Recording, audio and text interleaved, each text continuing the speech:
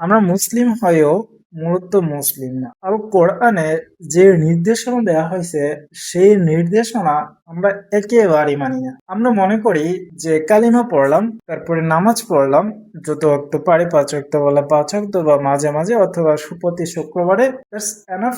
This is the religion বা this is the Islam, but this is not Islam. এটা ইসলাম না। আল কোরআন পড়লে বুঝতে পারবেন যে আপনার কি করা উচিত, কি করা উচিত না। আল কোরআনে বলা হয়েছে যে আপনি ধর্মবিধান অনুসরণ করার জন্য। এখন আল কোরআনে যে বিধিবিধান দেয়া আছে সেই বিধিবিধান অনুসরণ করার জন্য আপনাকে বলা হয়েছে। আমাদের প্রচলিত নামাজকে যদি আমি একটা বিধান ধরেও নেই, এটা just one kind of rules, not only rules. মানে এটা একমাত্র না, এটা একটা মাত্র।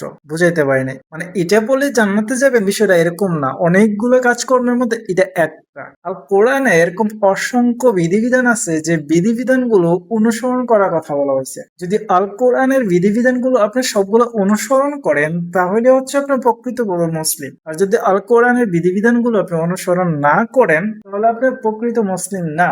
যেমন আমাদের অসংখ্য মুসলিম বা এরকম মানুষ দেখি আমরা, যারা মুসলমানের হোল লেবাস আছে কিন্তু মিথ্যা কথা বলে, মুসলমানের হোল লেবাস আছে কিন্তু অশ্লীল, মানে অশ্লীল কর্মকাণ্ডে লিপ্ত আছে। মুসলমানের হোল লেবাস আছে কিন্তু বাটপাড়ির মধ্যে ইনভলভ আছে।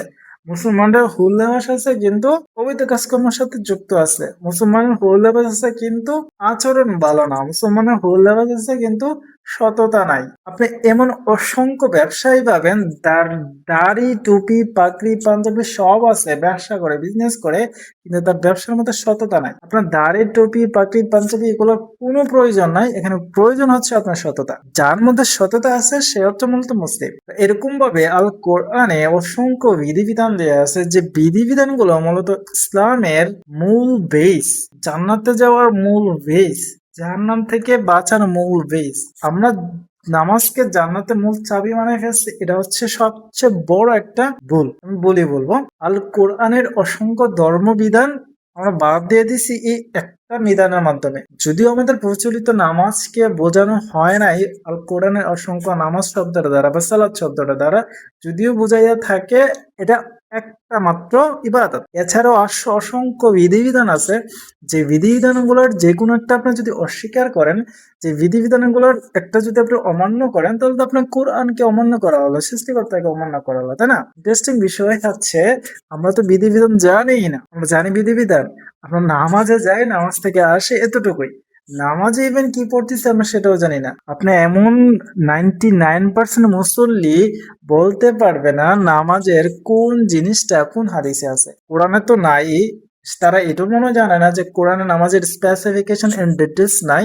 ইভেন হাদিসে, কোন হাদিসে নামাজের কতটুকু কথা বলা আছে 99% মুসল্লির একজনও বলতে পারবে না। আমরা এমন টাইপের মুসল্লি। আবার 99% বা 95% মুসল্লি এটা বলতে পারবে না আল কোরআনে কি বিধিবিধান আছে যে বিধিবিধানগুলো মানা আবশ্যকীয়। যেমন আমি সিম্পল কয়েকটা বিধিবিধান বলতে পারি যে বিধিবিধানগুলো আপনি হয়তো বা গুরুত্বই দেন না, বাট এই বিধানগুলোর জন্য আপনাকে জাহান্নামে যেতে হতে পারে। লাইক ধরেন আমরা যে লেনদেন করি, একজন আরেকজনকে টাকা পয়সা দেই, এটাকে আমরা প্রায়োরিটি দেয় না, আমরা মনে জানি না এটার ব্যাপারে আল কোরআন কোনো বিধান আছে। অথচ এটার ব্যাপারে যত কঠোর বিধান আছে আল কোরআনের মধ্যে, আমি কোনো বিধান মানে আমি কোনো মানে এমন কোনো কাজ পাই না যে ওই বিধানের মধ্যে হয়তো বা এত কঠোর আছে। মানে একজনের সাথে আপনি লেনদেন করবেন, কাউকে টাকা হাওলাত দিবেন, কাউকে টাকা হাওলাত দিবেন, এটার উপর আল্লাহ তাআলা এমন জোর দিয়েছেন, আমি মনে হয় না যে নামাজের উপরে জোর দেওয়া হয়েছে।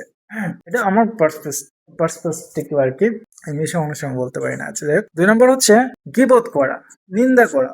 এগুলো আমরা জানি গীবত করলে মরা ভাইয়ের মাংস খাওয়ার মতন। মানুষ এখন মাংস খাই অভ্যস্ত হয়ে গেছে। গীবত করাটা এতটা ইজি হয়ে গেছে, মানুষ মরা ভাইয়ের মাংস খাওয়াটাকে এত আনইজি ফিল করে না, ইজি ফিলই করে। So this is not a crime for human, কারণ মানুষ এগুলোতে অভ্যস্ত হয়ে গেছে। বাট এই কাজটা যদি আপনি করেন, মানুষের কাজ যদি আপনি কি মানে বিপদ করেন, হিংসা করেন, পরিনিন্দা করেন, তাহলে আপনাকে জাহান্নামে যেতে হবে, আপনার সকল আমল নষ্ট হয়ে যাবে। এটা এত বড় একটা পাপ। সো আর এরকম ছোট ছোট অসংখ্য বিধিবিধান আল কোরআনে আছে যে বিধিবিধান গুলো সৃষ্টিকর্তা ফলো করতে বলছেন, অনুসরণ করার কথা বলছেন, তখনই আপনি জান্নাতে যাইতে পারবেন, আদারওয়াইজ চাইতে পারবেন না, জাহান্নামে যেতে হবে। এত সহজ না রিলিজিয়ান, আবার এত কঠিনও না। ইসলাম ধর্মটা এমন একটা ধর্ম, আপনি যদি সিম্পল ছোটখাটো জিনিসগুলো মানেন তাহলে আপনার কাছে খুব ইজি হয়ে যাবে। আবার এই জিনিসগুলো মানতে গেলে আপনি পাহাড়ের সমান। আপনি দেখেন লাইফে চলতে গিয়ে কখনো মিথ্যা না বললে আপনি চলতে পারবেন? আপনি নামাজ না পড়ে চলতে পারবেন কিন্তু মিথ্যা না বলে চলতে পারবেন? মিথ্যা না বললে আপনি চলতে পারবেন না, কিন্তু আল কোরআনে বলা হয়েছে মিথ্যা বলা যাবে না। আপনি সবকিছু বাদ দিয়ে গীবত না করে চলতে পারেন, আরেকজনের কথা গীবত না করে চলতে পারবেন? চলতে পারবেন না, কিন্তু আল কোরআন নিষেধ করা হয়েছে গীবত করা। আপনি মানুষকে দান করতে চান না, মানে পকেট থেকে 10 টাকা 5 টাকা 50 টাকা 100 টাকা বের হইতেই চান না, কিন্তু আল কোরআনে ফরজ করা হয়েছে দান করা যে কোনো অবস্থায়। এরকম আরো অসংখ্য বিধিবিধান আপনার উপর, মানে আপনার অনেকের সাথে ধরেন একটা কাজ, খারাপ কাজ করছে আপনার সাথে, হ্যাঁ চাইলে আপনি তাকে ক্ষমা করে দিতে পারেন, আপনার ধৈর্য ধরতে পারেন, শান্ত থাকতে পারেন, ভদ্র থাকতে পারেন, আচরণ সহ্য করতে পারেন। মানে আচরণ খারাপ কিন্তু সবাই করতে পারে, কিন্তু এই আচরণ খারাপটা মেজাজ কন্ট্রোল করে শান্ত থাকাটা প্রয়োজন ব্যাপারে। কিন্তু আল কোরআনের বিধানে হচ্ছে এটা, আপনাকে শান্ত থাকতে হবে, নম্র থাকতে হবে, ভদ্র থাকতে হবে, মাফ করে দিতে হবে মানুষকে। আপনার ক্ষমতা থাকলেও যে আপনি একজনের উপর অন্যায় করতে পারেন, একজনের উপর বিচার করতে পারেন, একজনকে শাস্তি দিতে পারবেন,